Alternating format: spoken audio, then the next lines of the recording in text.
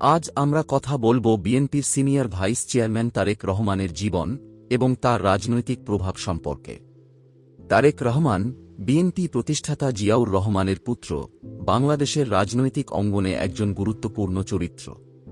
তিনি তার শক্তিশালী বক্তব্য এবং কৌশলের জন্য পরিচিত, তবে তার বিরুদ্ধে একাধিক অভিযোগ ও সমালোচনা রয়েছে।